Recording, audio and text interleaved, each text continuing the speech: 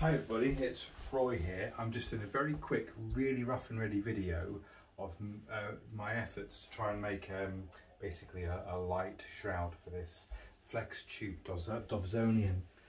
What I've done, I've kind of started without really thinking that I should do this video, so now I am. What I've done is I've bought this really thin, it's about 3 or 4 millimeters thin yoga mat from Sainsbury's actually. It was £7. And I've noticed that for this particular make of Dobsonian, which is the Skywatcher, the 12-inch diameter amateur one, aperture, it fits round quite nicely. Now I've already snipped a bit off. And all I did was wrap it round, marked it with a marker pen. I've then put it on the floor and I've used the straight edge of a cricket bat to draw along the lines of these seams, and I've cut it with a pair of scissors. The next thing I'm going to do now is I'm actually going to stick Velcro. I bought some Velcro for it, but I'm going to set it up in such a way that it kind of hangs on these handles that you get on the Dobsonian. So I've just marked where those holes are. I hope they'll be, and I'm going to just cut them with a crafting knife and a pair of scissors. I'm going to hang it on and see how that is. If it looks like the foam of the mat might get damaged fairly easily, then I might strengthen those holes with duct tape, which would be good. So I'm going to pause the video and see where we go next. Okay, so that's my offcut, which I'm sure we'll find a use for that.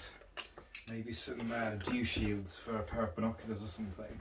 I don't know if you can see here, but I've already kind of marked where those holes should be, more or less. As I've hung it, you can see that I've marked them and they've come out at different kind of heights. This is the vertical dimension. So I am going to assume that the lower one is going to be the better hole, really. So I'm going to cut that there in a crisscross fashion to start with. Obviously taking great care with this knife. Don't want to hurt myself or cut myself. I just think at this time of year, it's January 2021, ending up in casualty for stitches might come with an extra dose of COVID. I hope you're all surviving well and coping well with that. We've just got to get through it, haven't we? So I'm going to put this cross actually there, a bit lower down. And at this point, I'm not cutting out any of the material. I'm just cutting a little cross so I can go back to my telescope and see if those basically fit over the hole nicely enough. Because if they don't, and I've messed it up, then I can just flip it upside down and try the holes on the other side and learn from my mistakes. You see, I get 2 chances. So I'm going to do that now. I'll point the video up there. Okay then, so let's have a look at these holes. They're quite small compared to these handles, and that's largely because I want to see if I can kind of push them onto it and see if the material tears or not, or whether it holds. Now you can get thicker exercise mats. Yeah, so that needs a bit more of a snip. It's always better to start off smaller and then snip a bigger hole when you need it, because you can obviously always cut a bigger hole, but it's a lot more difficult to repair a big hole if you've oversized, cut it in an oversized way. Like I said, there are thicker yoga mats. The reason I bought this one actually for this was because we do have a spare yoga mat in the house. It's quite a decent quality one, but my little girl wants to use it for playing on and joining in with exercises with mine. Now that, I like that. That works.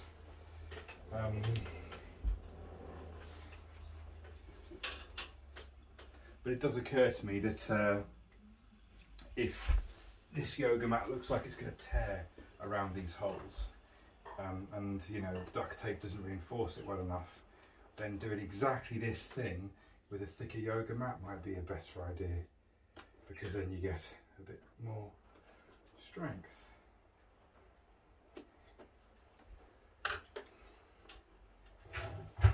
Does anybody else use the primary mirror cover on the dobsonian there's a little shelf when they're not using it. Now look at that, I'm pretty happy with that actually. I might not even cut those out. Let's see how they come on and come off. Now I've done it, this is quite important I think, hopefully.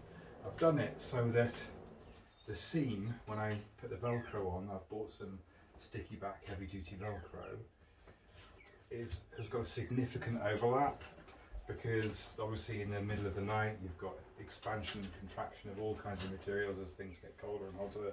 You've got dew forming. The telescope itself has various kind of struts and bits that stick out, so having a little bit of leeway to get that over is going to be useful.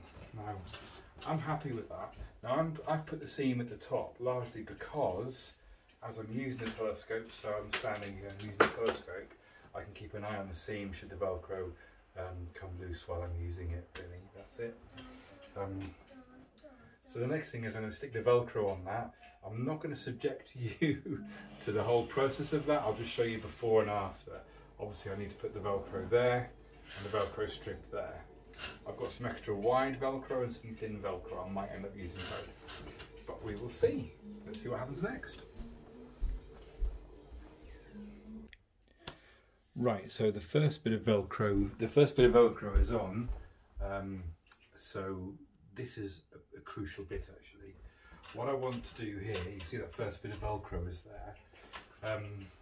I want them to match up really nicely, like that. So I could faff about and I could try and mark it, or I could do all kinds of manner of stuff, but actually I'm just going to do this.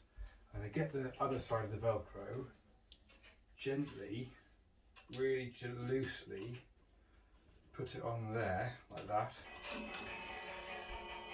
I'm going to cut off the excess, like that. And then I'm going to strip, and you see what I'm doing? I'm going to strip off. It is very adhesive, I'll show you the boxes at the end. It's very good stuff. And then I'm going to, oh, I hope this works. I'm rather foolish if it doesn't.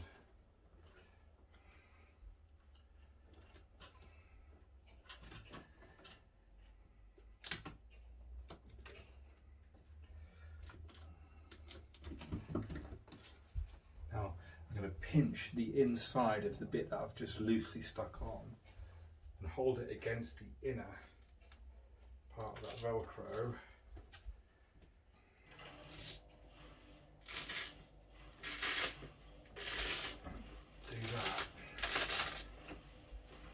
Stick it down. I think I've gone with a little bit too heavy duty Velcro here. I don't think I needed to do this. It's already there, start to peel away a little bit from the mat. So, but I've got some really decent kind of fabric super glue for this that I was going to reinforce it with anyway. Now that is in exactly the right spot. And if it turns out that this Velcro is too tough and too strong, then actually what I'm going to do is cut out some other bits of the Velcro that I haven't used and kind of put them on here to block it off. That way I'll get less adhesion and hopefully no tearing or anything. So there we go. I think that works. I'm going to have a little fettle of the various Velcro strips. That seems to be fine, it's not coming away. I'm going to look at the glue. This is the stuff that I've bought. It is Velcro stick-on. It's actually, I think, just made by the Velcro company. This is 20mm wide stuff. The other stuff I'm using is the extra strong 25mm stuff. And here is, this is the fabric super glue that we've used this for so many different things.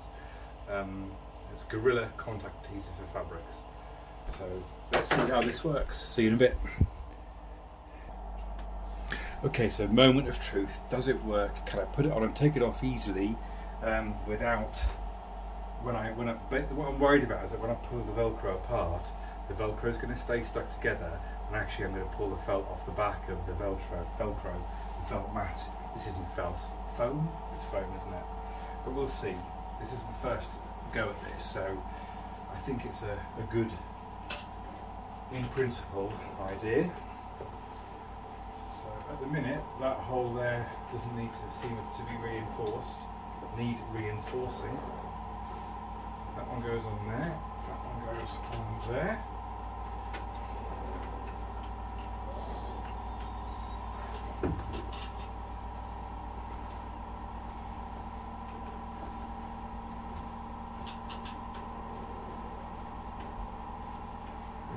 That there like that.